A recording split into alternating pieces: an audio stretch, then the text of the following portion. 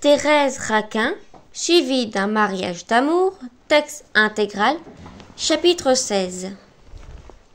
15 mois se passèrent. Les âpretés des premières heures s'adoucirent. Chaque jour amena une tranquillité, un affaissement de plus. La vie reprit son cours avec une longue largeur lasse, et elle eut cette stupeur monotone qui suit les grandes crises, et, dans les commencements, Laurent et Thérèse se laissèrent aller à l'existence nouvelle qui les transformait. Il se fit en eux un travail sourd qu'il faudrait analyser avec une délicatesse extrême si l'on voulait en marquer toutes les phases. Laurent revint bientôt chaque soir à la boutique comme par le passé. Mais il n'y mangeait plus. Il ne s'y établissait plus pendant les soirées entières. Il arrivait à 9h30 et s'en allait après avoir fermé le magasin. On nous dit qu'il accomplissait un devoir en venant se mettre au service des deux femmes. S'il négligeait un jour sa corvée, il s'excusait le lendemain avec des humilités de valet. Le jeudi, il aidait Madame Raquin à allumer le feu, à faire les honneurs de la maison. Il avait des provenances tranquilles qui charmaient la vieille mercière. Thérèse le regardait paisiblement, s'agitait autour d'elle. La pâleur de son visage s'en était allée. Elle paraissait mieux portante, plus souriante, plus douce.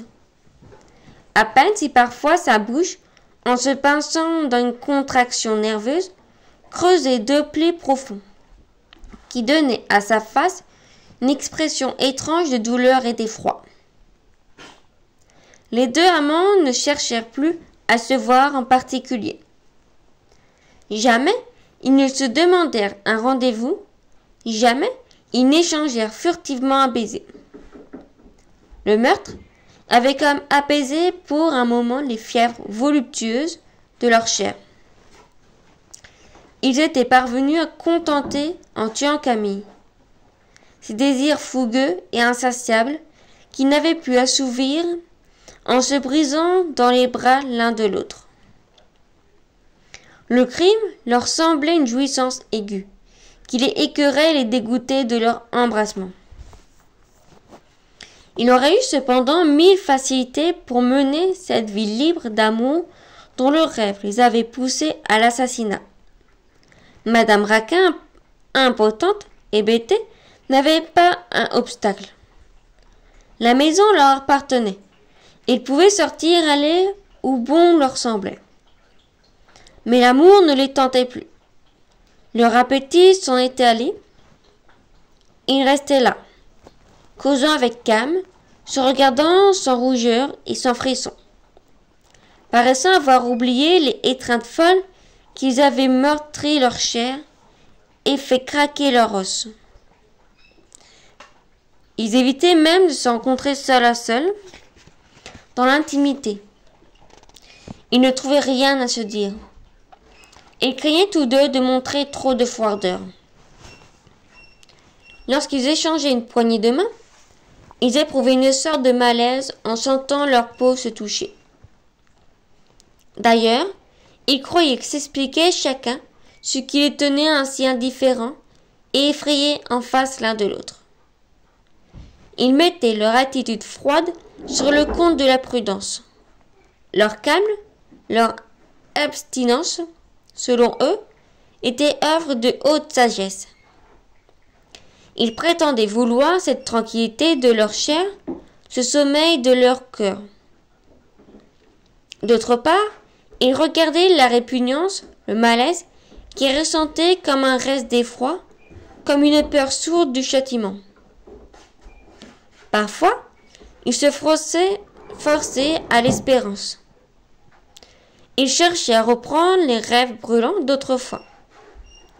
Et ils demeuraient tout étonnés en voyant que leur imagination était vide. Alors, ils se cramponnaient à l'idée de leur prochain mariage. Arrivés à leur but, n'ayant plus aucune crainte, livrés l'un à l'autre, Ils retrouvaient leur passion et goûteraient les délices rêvées. Cet espoir les calmait, les empêchait de descendre au fond du néant qui s'était creusé en eux. Ils se persuadaient qu'ils s'aimaient comme par le passé. Ils attendaient l'heure qui devait les rendre parfaitement heureux, en les liant pour toujours. Jamais Thérèse n'avait eu l'esprit si calme. Elle devenait certainement meilleure. Toutes les volontés implacables de son être se détendaient. La nuit, seule dans son lit, elle se trouvait heureuse. Elle ne sentait plus à son côté la face maigre, le corps chétif de Camille, qui exaspérait sa chair et la jetait dans des désirs inassouvis.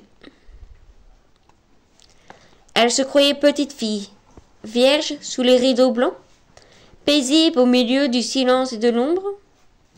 Sa chambre, vaste, un peu froide, lui plaisait avec son plafond élevé, ses coins obscurs, ses senteurs de cloître. Elle finissait même par aimer la grande muraille noire qui montait devant sa fenêtre. Pendant tout un été, chaque soir, elle resta des heures entières à regarder les pierres grises de cette muraille et les nappes étroites des ciels étoilés qui découpaient la cheminée et l'étoile. Elle ne pensait à Laurent que lorsqu'un cauchemar l'éveillait, en sursaut. Alors, assise sur son séant, tremblante, les yeux agrandis, se serrant dans sa chemise, elle se disait qu'elle n'éprouvait pas ces preuves brusques si elle avait un homme couché à côté d'elle. Elle songeait à son amant, comme à un chien qui le gardait et protégeait. Sa peau fraîche et calme n'avait pas un frisson de désir. Le jour dans la boutique, elle s'intéressait aux choses extérieures. Elle sortait elle-même, ne vivant plus sourdement révoltée, repliée en pensée de haine et de vengeance. La rêverie l'ennuyait. Elle avait le besoin d'agir et de voir. Du matin au soir, elle regardait les gens qui traversaient le passage. Ce bruit, ce va-et-vient l'amusait. Elle devenait curieuse et bavarde, femme en amour, car jusque-là elle n'avait eu que des actes et des idées d'homme. Dans l'espionnage qu'elle établit, elle remarqua un jeune homme, un étudiant, qui habitait un hôtel garni du voisinage et qui passait plusieurs fois par jour devant la boutique. Ce garçon avait une beauté pâle, avec des grands cheveux de poète et une moustache d'officier. Thérèse se trouva distinguée. Elle en fut amoureuse pendant une semaine, amoureuse comme une pensionnaire. Elle lut des romans. Elle compara le jeune homme à Laurent. Elle trouva ce dernier bien épais, bien lourd. La lecture lui ouvrit des horizons romanesques qu'elle ignorait encore. Elle n'avait aimé qu'avec son sang et ses nerfs. Elle se mit à aimer avec sa tête. Puis un jour, l'étudiant disparut. Il avait sans doute déménagé. Thérèse l'oublia en quelques heures. Elle s'abandonna à un cabinet littéraire et se passionna pour tous les héros des contes qui les passèrent sous les yeux. Ce subit amour de la lecture eut une grande influence sur son tempérament. Elle acquit une sensibilité nerveuse qui le faisait rire ou pleurer sans motif. L'équilibre qui tendait à s'établir en elle fut rompu. Elle tomba dans une sorte de rêverie vague. Par moments, la pensée de Camille la secouait, et elle songeait à Laurent avec des nouveaux désirs, pleins d'effroi et de défiance. Elle fut ainsi rendue à ses angoisses. Tantôt elle cherchait un moyen pour épouser son amant, à l'instant même. Tantôt elle songeait à se sauver, à ne jamais le revoir. Les romans en lui parlant de chasteté et d'honneur mirent comme un obstacle entre ses instincts et sa volonté. Elle resta la bête indomptable qui voulait lutter avec la scène et qui s'était jetée violemment dans l'adultère.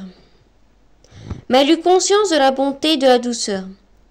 Elle comprit le visage mou et l'attitude morte de la femme d'Olivier. Elle sut qu'on ne pouvait pas tuer son mari et être heureuse. Alors elle ne se vit plus bien elle-même.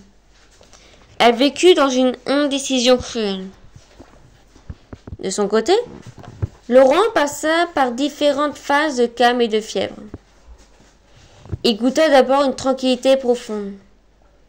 Il était comme soulagé d'un poids énorme. Par moments, il s'interrogeait avec étonnement. Il croyait avoir fait un mauvais rêve. Il se demandait si c'était bien vrai qu'il eût jeté Camille à l'eau et qu'il eût revu son cadavre sur une dalle de la morgue. Le souvenir de son crime le surprenait étrangement. Jamais il ne se serait cru capable d'un assassinat. Toute sa prudence, toute sa lâcheté frissonnait. Il lui montait au fond des sueurs glacées. Lorsqu'il songeait qu'on aurait pu découvrir son crime et le guillotiner. Alors il sentait à son cou le froid du couteau, tant qu'il avait agi, et était allé droit devant lui, avec un entêtement et un aveuglement de brute. Maintenant, il se retournait, et, à voir l'abîme qu'il venait de franchir, des défaillances d'épouvante le prenaient. Sûrement j'étais ivre, pensait-il. Cette femme m'avait saoulé de caresses. Mon Dieu! Ai-je été bête et fou? Je risquais la guillotine avec une pareille histoire. Enfin, tout s'est bien passé. Si c'était à refaire, je ne recommencerais pas. Laurent s'affaissa, devint mou, plus lâche et plus prudent que jamais.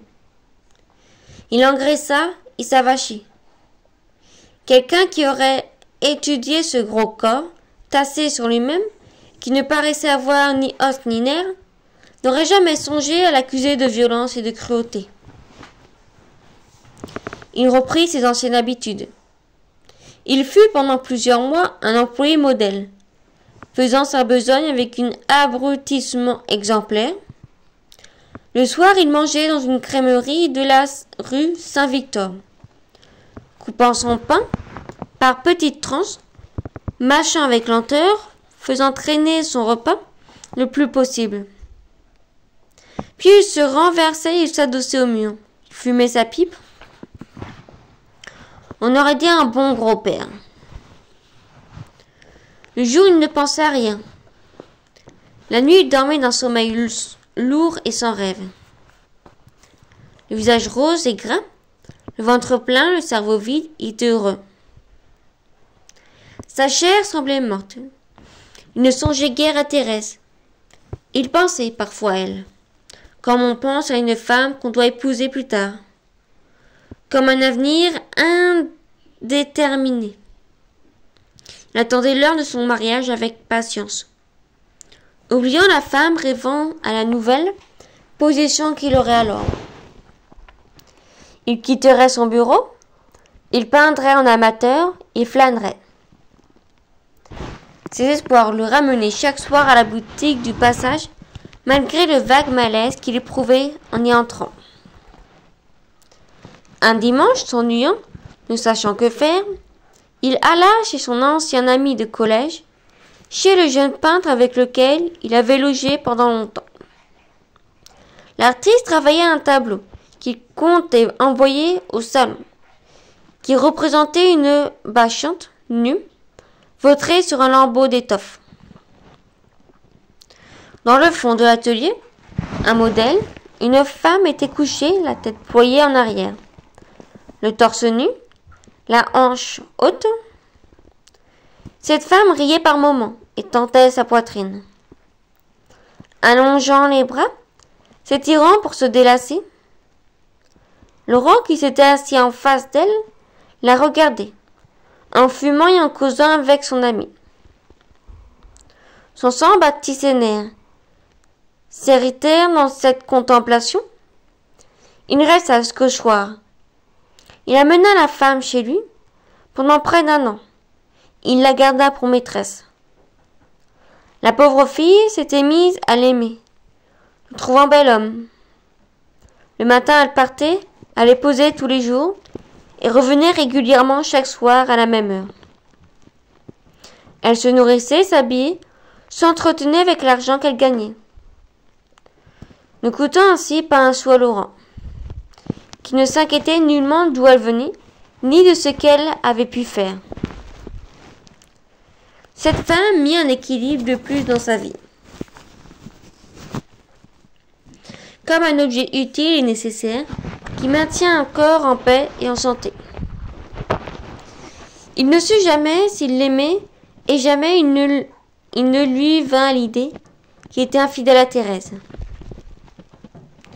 Il se sentait plus gras et plus heureux, voilà tout.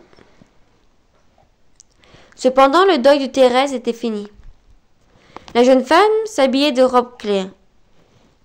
Et il arriva qu'un soir, Laurent la trouva rajeunie et embellie. Mais il éprouvait toujours un certain malaise devant elle.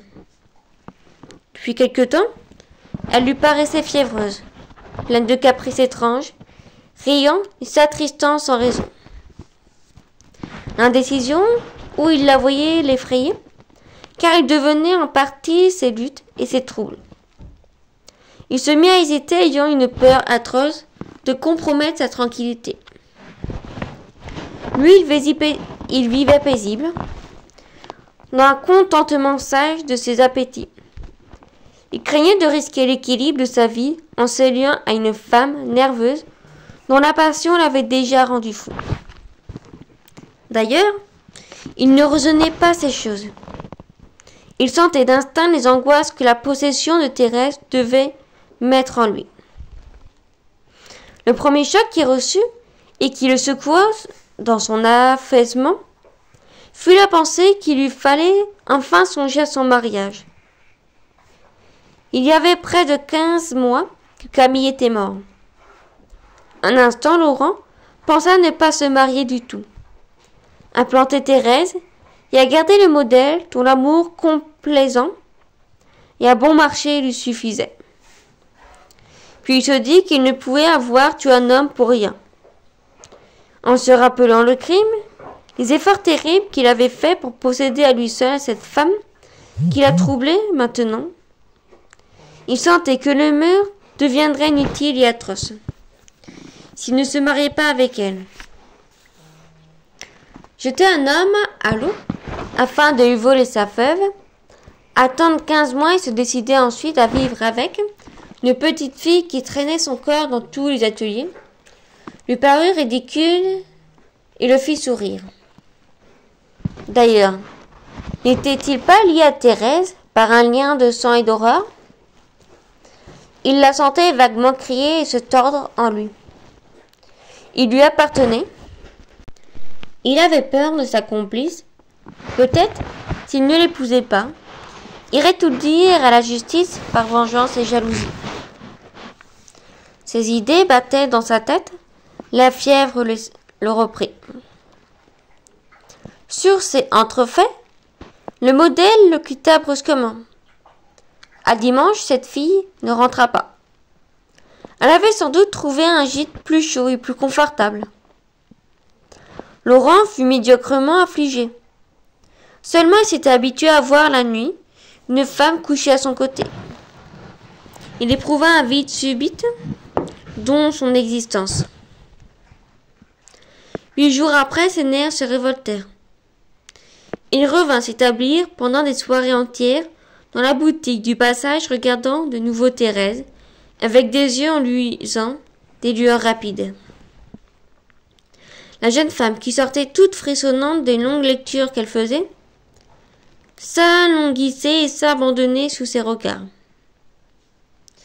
Ils en étaient ainsi revenus, tous deux à l'angoisse et au désir, après une longue année d'attente écœurée et indifférente. Un soir, Laurent, fermant la boutique, retint un instant Thérèse dans le passage. « Veux-tu que je vienne ce soir dans ta chambre ?» lui chuchota-t-il d'une voix ardente. La jeune femme fit un geste d'effroi. Non, non, attendons, dit-elle. Soyons prudents. J'attends depuis assez longtemps, je crois, reprit Laurent. Je suis lasse, je te veux. Thérèse le regarda follement. Des chaleurs lui brûlaient les mains et le visage. Elle semblait hésiter. Puis d'un ton brusque, marions-nous, je serai à toi. Fin du chapitre 16.